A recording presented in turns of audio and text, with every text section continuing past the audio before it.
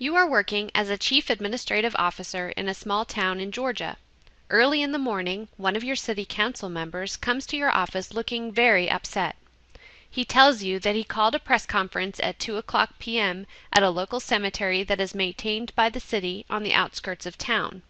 He is visibly upset as he explains that he found Confederate flags placed throughout the cemetery, which is an affront to him and to the unmarked slave graves in that cemetery.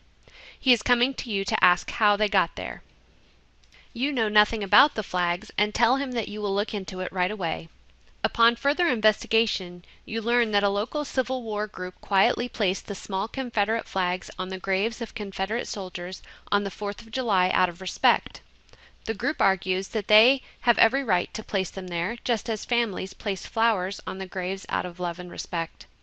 The group, along with its attorney, plans to attend the press conference that afternoon.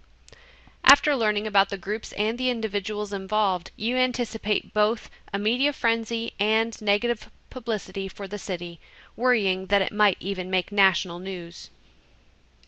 Your goal is to intervene in the matter before the situation becomes explosive.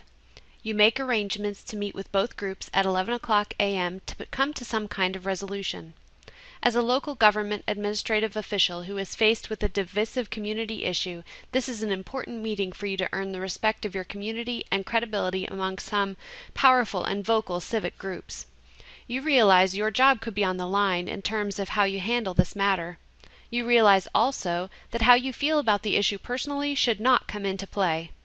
You understand that you must respect the opinions, freedoms, interests, and rights of both sides within city policy and all the laws. You decide that you should think through the matter by putting your thoughts on paper. Compose a 1,000 to 1,500 word narrative that is organized into the following sections, each identified with the appropriate subheading.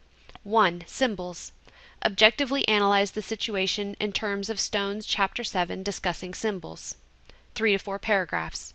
Stakeholders. Briefly summarize the views of each group of stakeholders. 1 to 2 paragraphs. Goals. What are your goals of the 11:00 a.m. meeting? 1 to 2 paragraphs. Approach.